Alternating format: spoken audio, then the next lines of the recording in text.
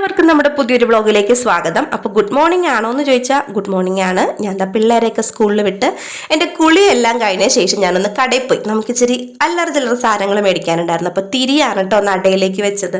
അപ്പോൾ പാല് മേടിക്കണമായിരുന്നു. അതേപോലെ തന്നെ നമുക്ക് ദോശ ഉണ്ടാക്കാനായിട്ട് അരിപ്പൊടി പച്ചരി കുറച്ചുണ്ടായുള്ളൂ. അപ്പോൾ നമുക്കത് തികയില്ലല്ലോ. അപ്പോൾ ഞാൻ എന്താ പച്ചരിക്ക് പകരം അരിപ്പൊടിയാണ് മേടിച്ചിട്ടുള്ളത്. ഇനി കുതിർന്ന് വരാൻ സമയമൊന്നുമില്ല. ഞാൻ ഉഴുന്ന നേരത്തെ തന്നെ വെള്ളത്തിലിട്ടിട്ടുണ്ടായിരുന്നു. പിന്നെ കുറച്ച് മുട്ട മേടിക്കണമായിരുന്നു. പിറ്റേ ദിവസത്തേക്ക് നമുക്ക് എന്തെങ്കിലുമൊക്കെ ചെയ്യണം എന്ന് ഓർത്തിട്ട് മേടിച്ചാണ്. പിന്നെ പാല് മേടിച്ചിട്ടുണ്ടായിരുന്നു. ഞാൻ പറഞ്ഞല്ലോ പിള്ളേർ വരുമ്പോൾ ചായ ഇട്ട് കൊടുക്കണ്ടേ.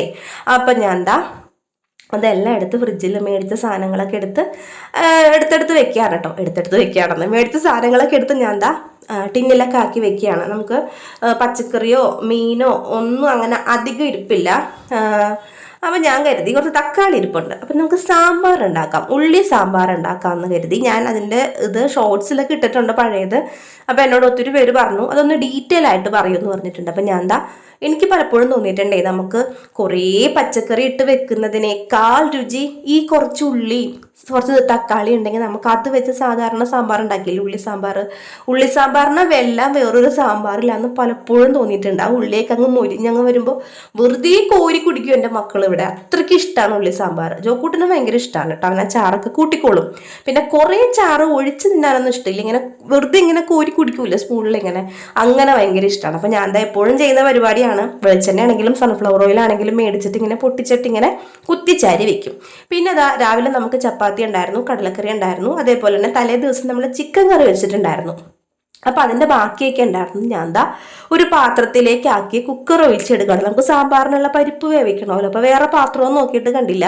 അപ്പം ഞാൻ കരുതി തൂക്കുപാത്രത്തിലാക്കി വെക്കാമെന്ന് കരുതി അവിടെ എടുത്ത് വെച്ചിട്ടുണ്ട്. ഇതാകുമ്പോൾ പിന്നെ വലിയ വിഷയമില്ല, നമുക്ക് അതിൽ നിന്ന് തന്നെ വിളമ്പി എടുക്കാവുന്നതേ ഉള്ളൂ. ചില ദിവസങ്ങൾ അങ്ങനെയൊക്കെ അങ്ങോട്ട് പോട്ടെ അല്ലേ.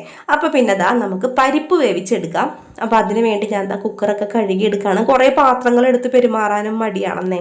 ഇതിപ്പോൾ ഞാൻ ഈ കുക്കർ ഇങ്ങനെ തന്നെ വെക്കുകയാണെങ്കിൽ ഇനി പരിപ്പ് വേവിക്കാൻ വേറെ കുക്കർ എടുക്കണം, അപ്പം പിന്നെ വേറെ പാത്രം എടുക്കണം. അപ്പം ഞാൻ കരുതി വേണ്ട, ഇതിൽ തന്നെ അങ്ങോട്ട് കഴുകി, ഇതിൽ തന്നെ അങ്ങോട്ട് പരിപ്പും കഴുകി, ഇതിൽ തന്നെ അങ്ങോട്ട് സാമ്പാറാക്കാമെന്ന്.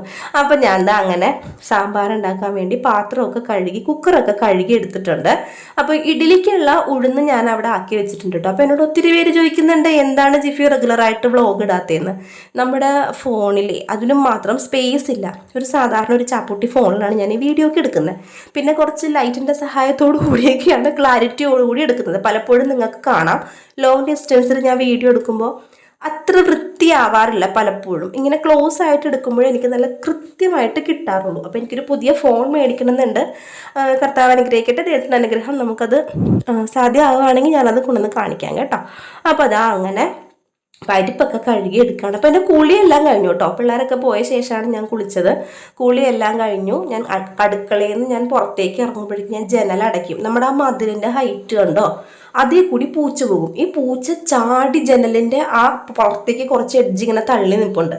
ആ ഒരു അരക്ക് ഇങ്ങനെ തള്ളിയിപ്പുണ്ട്. അവിടെ വന്ന് ചാടി വീണിട്ട് ജനലിലെ കൂടി നമ്മുടെ കിച്ചണിലേക്ക് വരുന്ന ഒരു കുഞ്ഞു പൂച്ച.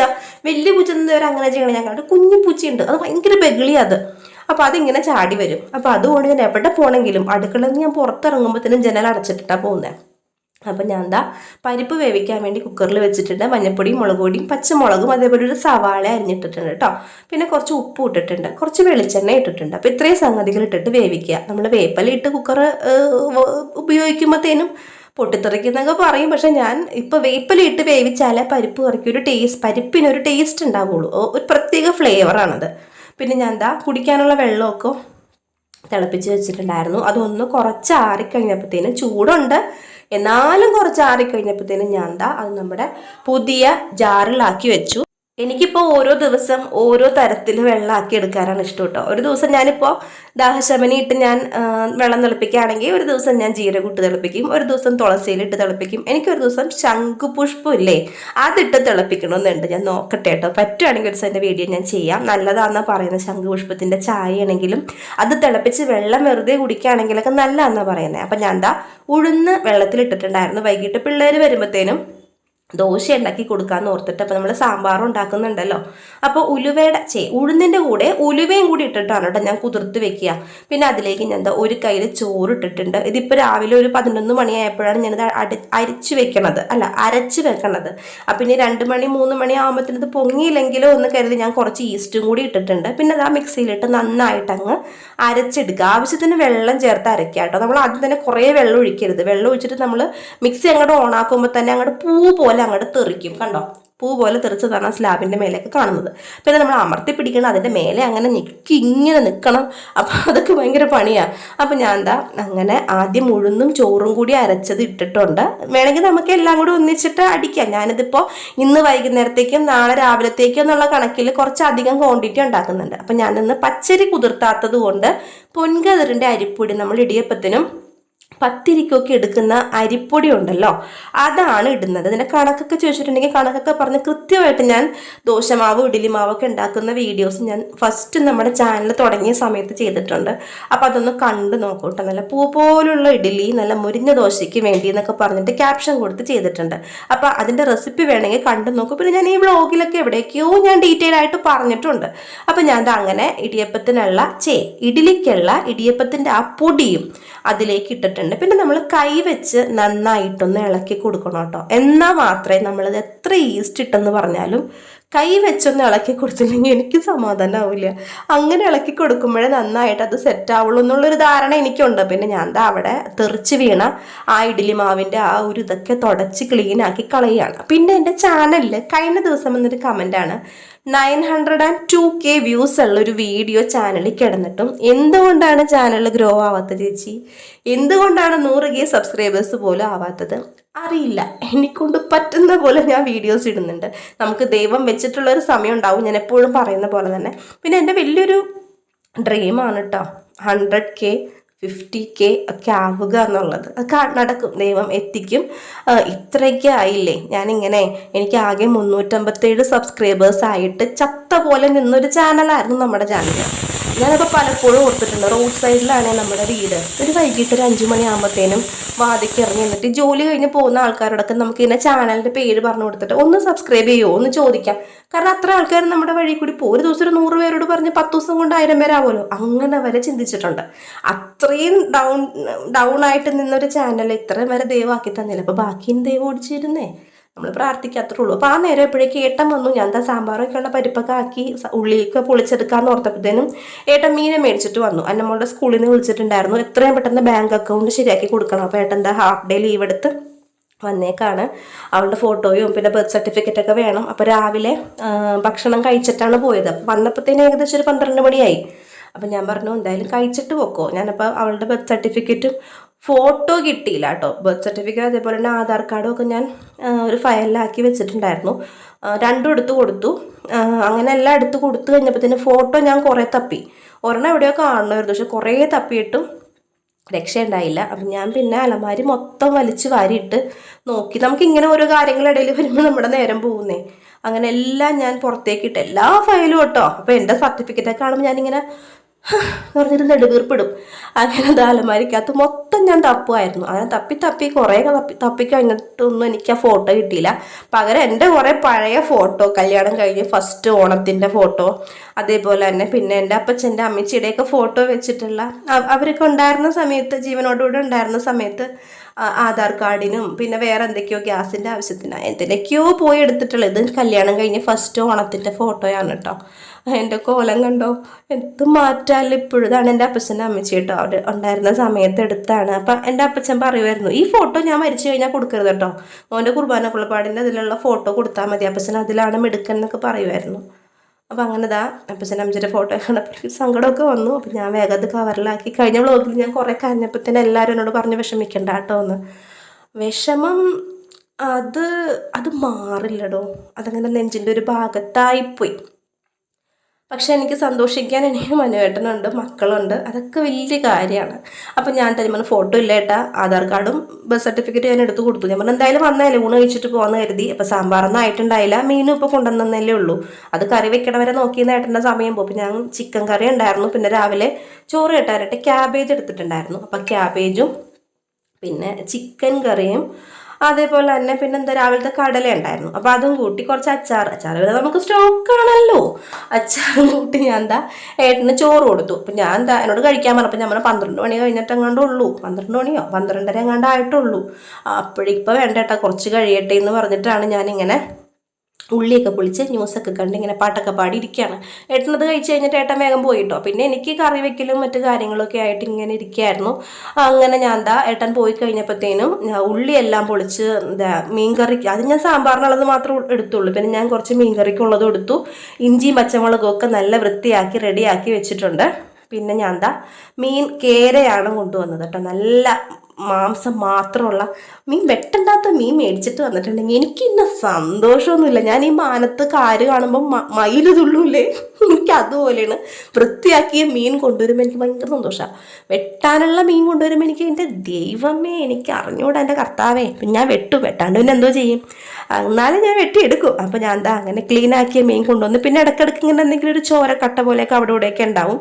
അപ്പോൾ അതൊക്കെ ഒന്ന് ഇങ്ങനെ അങ്ങ് കൈ കൊണ്ടൊന്ന് കളഞ്ഞ് ഒന്ന് കിള്ളിപ്പൊളിച്ച് കളഞ്ഞ് വൃത്തിയാക്കി 2-3 വട്ടം കഴുകി ഇച്ചിരി വിനാഗിരിയും കൂടി ഒഴിച്ച വെള്ളത്തിലൊന്ന് മുക്കിയെടുക്കുമ്പോഴത്തേന് അതിൻ്റെ ഉളുമ്പ് മണമൊക്കെ പോയിക്കോളും. അപ്പം ഞാൻ കരുതി ആ മീനിലെ വെള്ളമൊക്കെ ചോരവെള്ളം ഉണ്ടെങ്കിൽ അതൊക്കെ അങ്ങോട്ട് പൊക്കോട്ടെ എന്ന് കരുതി ആ ഊറ്റുപാത്രത്തിലാക്കി വെച്ചിട്ടുണ്ട്. പിന്നെ അപ്പോഴേക്കും നമ്മുടെ പരിപ്പിൻ്റെ കുക്കറിലെ വിസലൊക്കെ പോയി. പരിപ്പ് നല്ല സൂപ്പറായിട്ടുണ്ട്. ഞങ്ങളുടെ വിവാഹമോള് പറഞ്ഞല്ലോ സൂപ്പി ആയിട്ടുണ്ട് മമ്മി, അപ്പം നല്ല സൂപ്പി പരിപ്പായിട്ടുണ്ട്.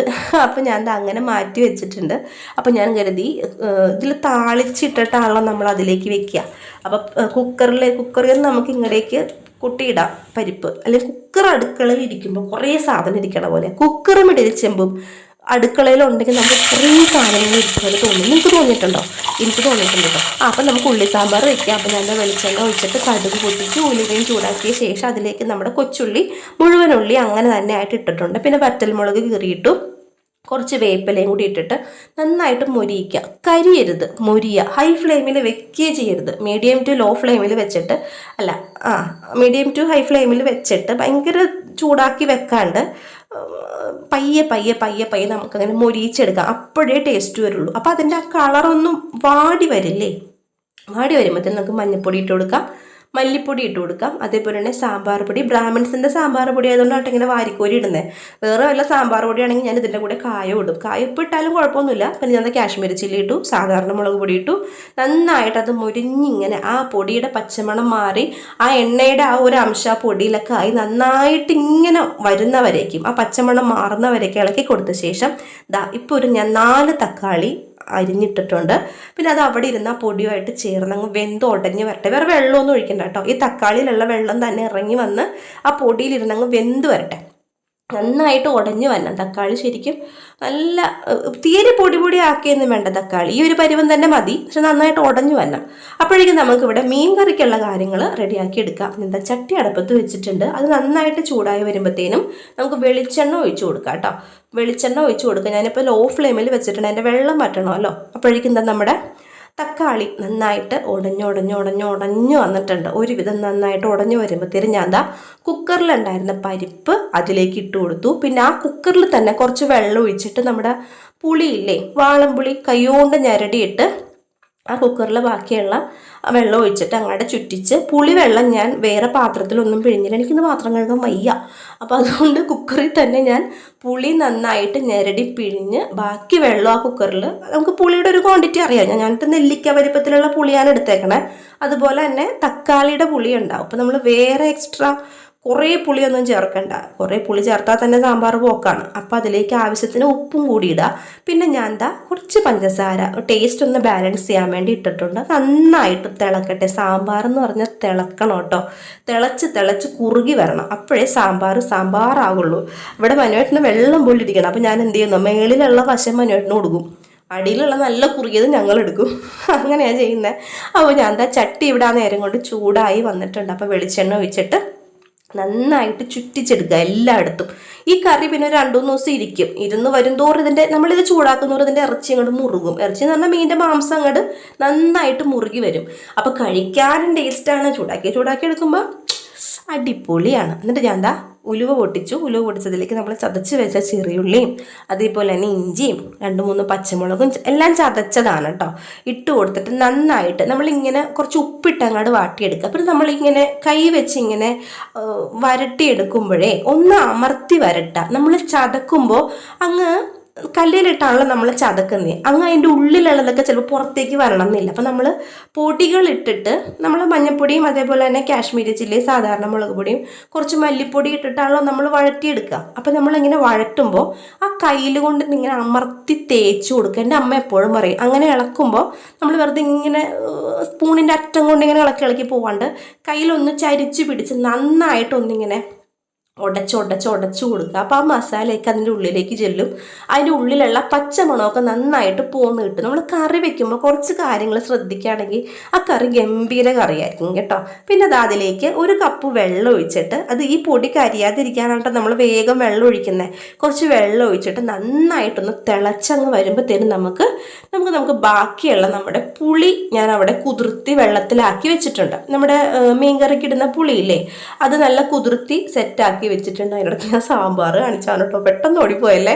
അപ്പോൾ ഞാൻ എന്നിട്ട് പുളി അങ്ങനെ കുതിർത്തി വെച്ചിട്ടുണ്ട്. ആ വെള്ളവും കൂടി നമുക്ക് ഈ അരപ്പിലേക്ക് ഈ മസാലയിലേക്ക് ഇട്ട് കൊടുക്കുക. ഞാനപ്പോൾ പപ്പടവും മേടിച്ചിട്ടുണ്ടായിരുന്നു, സാമ്പാർ മാത്രമേ ഉള്ളല്ലോ എന്ന് കരുതിയിട്ട്. അപ്പോഴാണ് ഏട്ടൻ മീനും കൊണ്ടുവന്നത്. പിന്നെ കുറച്ച് മീനെടുത്ത് ഞാൻ വറുക്കാൻ വേണ്ടി മാറ്റി വെച്ചിട്ടുണ്ട് കേട്ടോ.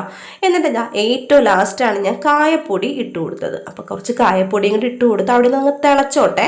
പിന്നെ കുറച്ച് മല്ലിച്ചീരയും കൂടി ഇടണം കേട്ടോ. അപ്പോൾ ആ നേരം കൊണ്ട് നമ്മുടെ മീൻ ഇവിടെ നന്നായിട്ട്, മീനുള്ള ചാറ് നന്നായിട്ട് തിളച്ച് വന്നിട്ടുണ്ട്. വെട്ടി തിളച്ചങ്ങ് വരുമ്പോഴത്തേനും നമ്മുടെ മീൻ കഷ്ണങ്ങൾ 1 or 2 ഒക്കെ ആയിട്ട് അങ്ങോട്ട് പയ്യെ ഒന്ന് പിഴിഞ്ഞിട്ട് കൊടുക്കുക. ആ മീൻ വെള്ളം അത്യാവശ്യം പോയിട്ടുണ്ട്. നമ്മൾ ഊറ്റുപാത്രത്തിലാണല്ലോ വെച്ചിട്ടുണ്ടായിരുന്നത്, ഊറ്റുകൊട്ടയിലാണല്ലോ വെച്ചിട്ടുണ്ടായിരുന്നത്. അപ്പോൾ അത് നമുക്ക് നന്നായിട്ട് ആ വെള്ളം പോയിട്ടുണ്ടാവും. എന്നാലും നമ്മൾ മീൻ ഇടുമ്പോഴത്തേനും ആ തിളക്കുന്ന ആ ഒരു പവർ കുറയും. പിന്നെ അവിടെ ഇരുന്നതങ്ങാട് അതിൻ്റെ മുളകും പുളിയും എല്ലാം ഉപ്പും എല്ലാം മീനിലേക്ക് പിടിച്ചിട്ടാണ് നന്നായിട്ട് അതങ്ങ് തിളച്ച് വരിക.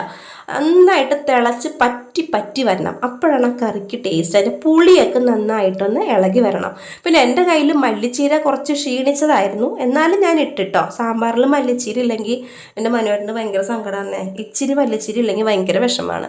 അപ്പോൾ ഞാൻ മല്ലിച്ചീര ഇട്ടായിരുന്നു കേട്ടോ. അത് വീഡിയോയിൽ കിട്ടിയില്ല എന്ന് തോന്നുന്നു. പിന്നെ ഞാൻ ഇവിടെ നമ്മുടെ മീൻ കറി നന്നായിട്ട് തിളച്ച് നല്ല വൃത്തിക്ക് വന്നിട്ടുണ്ട്. അപ്പം ഞാൻ ചോറ് വെച്ചിട്ടുണ്ട്, രാവിലത്തെ കടലക്കറി ബാക്കിയുണ്ട്. ഇപ്പം മീൻ കറിയായി, സാമ്പാറായി. അപ്പോൾ എനിക്കിനി വലിയ പണിയോ കാര്യങ്ങളോ ഒന്നും അങ്ങനെ അധികം ഇല്ല. അപ്പം ഞാൻ ഭയങ്കര ഹാപ്പി ആയിട്ടുള്ളൊരു ദിവസമായിരുന്നു. നമുക്ക് പണിയെല്ലാം വേഗം തീരുമ്പോൾ ഭയങ്കര സന്തോഷമല്ലേ. രാവിലെ തന്നെ അടിക്കലും തുടക്കലും തൂക്കലും എല്ലാം കഴിഞ്ഞിട്ടുണ്ടായിരുന്നു. കുറച്ച് തുണി മടക്കി വെക്കാനുണ്ട്. അപ്പോൾ ഏകദേശം ഒരു 1 മണി 2 മണി 1 മണി 1:30 ആയിട്ടുള്ളൂ. പിന്നെ ഫുഡും കഴിച്ച് മാറി കിടക്കാനുള്ള പരിപാടിയാണ് എനിക്ക് കുറച്ച് നേരം. അപ്പോൾ ഞാൻ ഇപ്പം എനിക്ക് കിടന്നുറങ്ങാനൊക്കെ ഭയങ്കര ഇഷ്ടമാണ് കേട്ടോ. ഉച്ചയ്ക്കൊക്കെ ഒന്ന് കിടന്നുറങ്ങാനും എനിക്കിഷ്ടമാണ്. ഒരു പ്രത്യേക ഇഷ്ടങ്ങളാണ് ഇപ്പോൾ എനിക്ക് മൊത്തത്തിൽ. അപ്പോൾ ഞാൻ അങ്ങനെ നന്നായിട്ട് കിച്ചണൊക്കെ നന്നായിട്ട് തുടച്ച് നല്ല വൃത്തിയാക്കിയിട്ട ശേഷം ഞാൻ കുറച്ച് നേരം ഒന്ന് പോയി കിടക്കും. പിന്നെ നമ്മുടെ തടത്തുണി ഞാൻ എല്ലാ ദിവസവും തിരുമ്മി വെയിലത്തിടും കേട്ടോ. ഇപ്പോൾ പെട്ടെന്ന് തന്നെ അടുക്കളയിലേക്ക് തിരിച്ചു വന്നതാണെങ്കിൽ അടുക്കളയിൽ തന്നെ സ്ലാബിൽ തന്നെ വിരിച്ചിട്ടുള്ളൂ. ഇതിപ്പോൾ എൻ്റെ പണിയെല്ലാം കഴിഞ്ഞല്ലോ. അപ്പോൾ അടുക്കളയിലെ സ്ലാബെല്ലാം തുടച്ച് നീറ്റാക്കിയ ശേഷം ഒന്ന് കുത്തി തിരുമ്മി ഞാൻ മതിലയിൽ നന്നായിട്ട് വെയിൽ കൊണ്ട് ഉണങ്ങാൻ വേണ്ടി വിരിച്ചിടും കേട്ടോ. ഒരുവിധം പണിയൊക്കെ തീർന്നു. രാത്രിയിലേക്കുള്ള കറിയായി, 2 കൂട്ടം കറിയായി. ഞാൻ 1 കൂട്ടം കറി മാത്രമേ ഉദ്ദേശിച്ചുള്ളൂ, പക്ഷെ 2 കൂട്ടം കറിയായി. മീൻ കറിയായി, നാളത്തേക്കുള്ള കറിയായി. അപ്പം ഞാൻ നാളെ ഒന്ന് കിച്ചൺ ഒന്ന് ക്ലീൻ ചെയ്യാമെന്ന് വിചാരിക്കുന്നു. പറ്റുകയാണെങ്കിൽ ഞാൻ വീഡിയോ എടുക്കാം കേട്ടോ. എനിക്ക് വീഡിയോ എടുക്കുമ്പോൾ ഭയങ്കര കൺഫ്യൂഷൻ ആവും. അത് ചെയ്തോ അത് കിട്ടിയത് 16 പ്രാവശ്യം ഇങ്ങനെ വന്ന് നമ്മൾ മൊബൈലിൽ നോക്കണ്ടേ. ഇതാകുമ്പോൾ അങ്ങനെ കുഴപ്പമൊന്നുമില്ല. അങ്ങനെ നമുക്കങ്ങ് ക്ലീൻ ചെയ്ത് പോയാൽ മതി. പിന്നെ വേറൊരു സന്തോഷവാർത്തോടെ പറയാനുണ്ട്. അതിപ്പോഴല്ല, ഞാനത് അടുത്ത ആഴ്ച ഞാനത് പറയാം കേട്ടോ. ഒത്തിരി സന്തോഷമുള്ളൊരു കാര്യമാണ്. അപ്പം അടുത്ത ആഴ്ച ഞാനത് പറയാം, കൺഫേം ആയിട്ട് ഞാനത് പറയാം. അപ്പം അങ്ങനെ പണിയൊക്കെ കഴിഞ്ഞു. പിന്നെ രാവിലെ ചപ്പാത്തിക്ക് ഉണ്ടാക്കിയ കടലക്കറി ഉണ്ട്, സാമ്പാറുണ്ട്, മീൻകറിയുണ്ട്, മീൻ മുളക് പുരട്ടി വെച്ചിട്ടുണ്ട് ഫ്രിഡ്ജിൽ. അപ്പം അത്രയും മതി. ഫുഡിൻ്റെ പരിപാടി കഴിയും. ഒരു ദോശമാവ് ഞാൻ അരച്ച് വെച്ചിട്ടുണ്ട്. പിള്ളേർ വരണ നേരം ആകുമ്പോൾ തന്നെ അത് കുളിച്ച് പോകും. അപ്പോൾ അവർക്ക് ദോശ ഉണ്ടാക്കി കൊടുക്കാം. അപ്പോൾ ഇനി ഇച്ചിരി തുണിയൊക്കെ മടക്കാനുണ്ട്. അപ്പോൾ അതൊക്കെ മടക്കി വെച്ചിട്ട് ഇച്ചിരി ചോറ് തട്ട് പോയി പിള്ളേരെ വിളിച്ചിട്ട് വരാം. തുണിയൊക്കെ മടക്കി വെച്ച് കഴിഞ്ഞ് വന്നപ്പോഴത്തേനും എനിക്ക് ചോറ് തിന്നാനുള്ള വിശപ്പങ്ങ് പോയിട്ടോ. അപ്പം ഞാൻ കരുതിയിട്ട് ചായ ഇട്ട് കുടിക്കാമെന്ന് കരുതി. കടുപ്പത്തിൽ ഇതാ ഒരു ചായ ഇട്ടിരുന്ന് കുടിക്കുകയാണ്. എനിക്കിപ്പം അങ്ങനെ ഓരോരോ ഇഷ്ടങ്ങളൊക്കെയാണ്. ചോറിൻ്റെ നേരത്ത് ചായ കുടിക്കാൻ തോന്നും, ചായ കുടിക്കണ നേരത്ത് ഊണ് കഴിക്കാൻ തോന്നും, അങ്ങനെയൊക്കെയാണ്. അപ്പം ഞാൻ എന്താ ചായയൊക്കെ കുടിച്ച് ഇങ്ങനെ ഇരിക്കുകയാണ്. അപ്പോൾ വീഡിയോ കണ്ട എല്ലാവർക്കും താങ്ക് യു. പിന്നെ സബ്സ്ക്രൈബ് ചെയ്യാൻ മറക്കരുത്, ബെൽ ബട്ടണും ക്ലിക്ക് ചെയ്യാൻ മറക്കരുത് കേട്ടോ. വീഡിയോ കണ്ട എല്ലാവർക്കും താങ്ക് യു.